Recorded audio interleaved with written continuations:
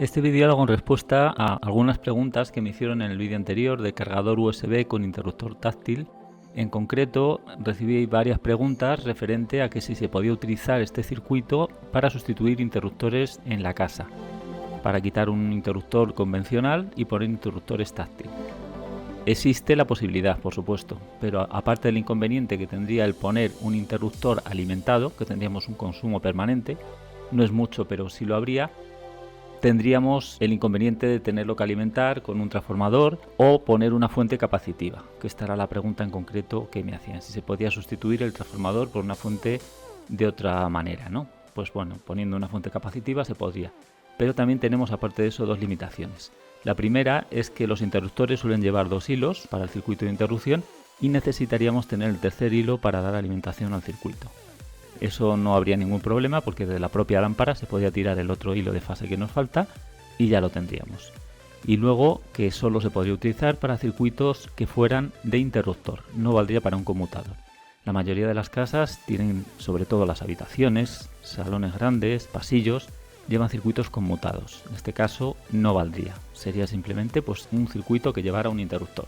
Podría ser para utilizarlo normalmente en una cocina, se podría utilizar, que suelen llevar un interruptor, un cuarto de baño, un trastero pequeño. Bueno, vamos a verlo. Este podría ser el esquema del interruptor táctil. Como vemos, la parte de abajo es idéntica al esquema anterior. El circuito anterior era igual, teníamos la placa de control, la TP223, el OptoTriac, el MOC3020 y el Triac. Esta parte es idéntica. Lo único que tendremos que hacer es la alimentación, en lugar del cargador de 5 voltios, hacer el circuito este que es una fuente capacitiva. La vamos a alimentar de la red 230 voltios. Aquí están hechos los cálculos para 230, se puede utilizar 110 sin ningún problema, cambiando simplemente estas dos resistencias. En lugar de 330 pondríamos 100 ohmios y ya está. Estas resistencias, como veis, son de medio vatio. Es importante porque si no se calentaría. Bueno, pues vamos a ver un poco cómo funciona el circuito. En principio los 230 voltios, esta sería la instalación que tendríamos que hacer, quitar el interruptor.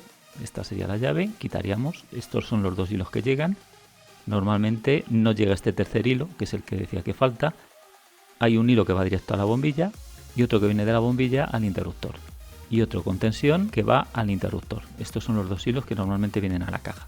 Bueno, pues este otro hilo que nos llega del otro polo de la fase es el que tenemos que pasar por este mismo tubo hacia la caja y ya tendríamos los tres hilos para hacer el circuito. Y ahora vamos a ver cómo funciona la fuente capacitiva. Lo primero que vamos a tener, este es un polo de la red, este es el otro. Como vemos, aquí tenemos entre este punto y este los 230 voltios. Uno va a ir directamente a un puente de diodos, a un punto de entrada del puente de diodos, y el otro va a ir a través de un condensador, que ahora veremos cómo calculamos ese condensador, una resistencia para que se descargue este condensador. Es simplemente pues, por si tocamos para que no nos dé una descarga. Tampoco es imprescindible ponerla si no se quiere. Esta no haría falta que fuera de medio vatio, con un cuarto de vatio sería suficiente. Sí es importante que fuera de 400 voltios. Aquí está puesto 400 voltios para que no se reviente. Luego esta resistencia, como os había dicho antes, es la primera limitadora de 330 ohmios. Esta sí tendría que ser de medio vatio, puede ser más grande pero no más pequeña. Y luego el puente de diodos. El positivo de la salida iría a través de otra resistencia que también va a ser delimitadora. Y vamos a tener un condensador para que este punto ya tengamos la tensión continua. Lo que sería importante es luego esta resistencia de carga. De todo el circuito esto es quizá lo más importante. Esta resistencia no se puede abrir, porque si esta resistencia se abre, como no hay carga, no cierra el circuito, aquí tendríamos la tensión prácticamente de red rectificada y este condensador, si no lo pusiéramos de 400 voltios, reventaría. Entonces esta resistencia tenemos que tener en cuenta de calcularla bien, que dé potencia suficiente para que no se queme, porque si se abriera lo primero que haría es reventar este condensador. Aparte que aquí como veis hay un regulador, este regulador también se estropearía. Poniéndola ya no hay ningún problema y podríamos poner un condensador de 25 voltios porque no va a haber más de 25, pero bueno, por seguridad he puesto uno de 50 y voy a hacer pruebas con uno de 50. Con 470 microfaradios está bastante bien, va a filtrar muy bien. Este sería un regulador de 5 voltios, 78L05. Este regulador hay que tener en cuenta que no admite en esta entrada los de 5 voltios más de 30 voltios. Por eso es el motivo de que aquí no puede subir esa tensión por encima de 30. Bueno, está limitado más o menos o calculado para que llegue alrededor de 20. El negativo vamos a sacarle del punto común del regulador. Este sería el negativo. va a la resistencia de carga, al común de regulador y al condensador de filtro de salida, un condensador de 100 microfaradios, y de aquí ya tendremos los 5 voltios. Bueno, estos 5 voltios dependerán de cómo hagamos el circuito. La limitación de corriente está determinada por el valor de este condensador. Este condensador, si lo calculamos para que nos dé este circuito alrededor de 20 mA, que sería lo ideal, pues nos iba a funcionar bien y siempre tendríamos aquí 5 voltios, independientemente de si está en reposo o si está consumiendo, es decir, si excitamos el sensor y encendemos la lámpara. ¿Por qué? Porque al encender la lámpara tenemos un consumo extra por el indicador del diodo LED de esta placa, no por el propio circuito, sino por el indicador que lleva y por el consumo del octotriac. Aquí tenemos otro diodo LED, entonces tenemos aquí un consumo extra y esta corriente se incrementa. Al incrementarse va a caer la tensión de este punto y quizás, dependiendo del valor que hayamos puesto aquí, no sea suficiente para mantener estos 5 voltios. Ya digo que he puesto dos cálculos, uno para 20 mA, que con este no van a caer estos 5 voltios, se mantendrán, y con este otro sí van a caer, caerán un par de voltios aquí a la salida, tendremos pues 3,5, pero suficiente porque esta placa a partir de 2 voltios y pico ya funciona, entonces no habría ningún inconveniente. Y tenemos como ventaja que con este circuito, es decir, con este condensador y esta resistencia de carga, que son los dos componentes que cambiamos, el consumo que tenemos en reposo es menos de la mitad, y es importante. Con estos valores vamos a tener un consumo extra en reposo permanente de alrededor de 5 vatios. Luego vamos a hacer las pruebas y con este otro el consumo va a caer hasta alrededor de 2 vatios, menos de la mitad. Este consumo sería muy parecido que si utilizáramos en lugar de esta fuente capacitiva un transformador, es decir, no tendríamos ningún inconveniente en cuanto a pérdida de consumo con respecto a un transformador y tendríamos la ventaja de que ocupa bastante menos este circuito. Bueno, pues este condensador, el C1, en el caso de que utilicemos el circuito para que nos dé estos 20 mA, sería 330 nanofarads, 400 voltios, y en la resistencia de carga, para que dé un K1, que es aproximadamente el valor, ponemos dos de 2K2 de medio vatio. Importante que sean las dos de medio vatio porque si no se podría quemar. Luego, como opcional, podríamos poner un diodo LED para indicarnos pues, el punto de luz de donde está el interruptor. Alguien podría pensar que poner el diodo LED aquí en serie sería buena idea porque así este consumo extra que tenemos con la resistencia de carga lo vamos a utilizar, lo utilizamos como luz. Pero tenemos el peligro de que si este diodo LED se fundiera, abriríamos el circuito, explotaría el condensador y este regulador se abriría o se pondría en corto, que es peor, cargándose también el resto del circuito. Por lo tanto, es importante no tocar en esta parte y si ponemos un diodo LED, lo ponemos en paralelo aquí o lo ponemos a la salida, da igual. Si lo ponemos aquí, pues podríamos poner una resistencia limitadora de 6K8 o 10K, sería suficiente porque sería simplemente para dar una indicación del punto de luz. Luego, si quisiéramos reducir el consumo, este diodo indicador también lo podríamos dejar o quitar. Si lo quitamos, el consumo lo vamos a reducir y la tensión va a caer menos en el caso de que estemos utilizando este circuito.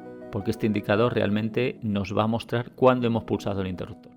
Cuando se ha pulsado realmente ya no nos importa que nos indique dónde está el interruptor porque ya hay luz. Aquí tengo montado en el protoboard el circuito de 10 mA. Voy a empezar a probar con el de 10 mA, es el que menos consume. Este es el triac que hace de interruptor conectado a un polo de la lámpara. El sensor táctil tiene un condensador para darle menos sensibilidad y una espiral para tocar por la parte de arriba. Y estos son los dos cables de entrada de red de 230 voltios. Uno de los hilos de alimentación entra por este pin amarillo. Esta es la resistencia de omegón de descarga de los condensadores. Hay dos para sacar los 150 nanos. La resistencia, el puente de diodos con 4 diodos 1N4007. La otra resistencia de la resistencia al condensador electrolítico, 470 microfaradios. La resistencia de carga de 2K7. Y de esta salida que va por el puente al regulador he puesto esta resistencia de 6K8 conectada a este diodo LED azul. Este es el condensador de 100 micros de salida, el regulador 78L05, el que nos va a estabilizar, y estos dos hilos son los que van a alimentar la placa del sensor táctil. El hilo verde es la salida que va a través de la resistencia de 330 a la entrada del octotriac, la salida del octotriac al T2 del triac, y esta es la otra salida que va a la puerta a través de la resistencia de 200 ohmios. Y este cable blanco conecta el pin T1 del triac con los 230 voltios. Vamos a empezar mirando el consumo en vacío. He puesto el polímetro, está en alterna, voy a medir tensión en la caída de la resistencia de entrada. Así calculamos la potencia. Enciendo. Ya vemos que se enciende el diodo LED azul, el indicador. Vamos a medir en bornas de la resistencia primera, de 330. Y ahí tenemos 3,28 voltios. Dividido por la R nos daría alrededor de 10 mA. Ahora vamos a medir la tensión en continua. Cambio la escala. Voy a medir la tensión en la resistencia de carga, que es la tensión que tenemos a la entrada del regulador. Y tenemos 13,77 voltios. Esta es la tensión de entrada del regulador y ahora vamos a ver la salida, que nos tiene que dar los 5. Ahí lo tenemos, 5,02, por lo tanto estaría bien. Estamos alimentando con 5 voltios el sensor táctil, pero no está conduciendo. Ahora vamos a tocar y vamos a medir. Ahora tenemos el consumo del Octotriac y el diodo indicador de la plaquita. Vamos a medir a la entrada del regulador y ya vemos que ha caído a 4,87. Esa es la entrada del regulador, de manera que a la salida vamos a tener menos de 5. Vamos a ver, 3,39. No importa porque funcionaría, pero ya vemos que es menor de 5. Probamos, encender, apagar y vemos que no falla. La ventaja de este circuito es que consumiría en reposo alrededor de 2 vatios. Vamos a probar el otro.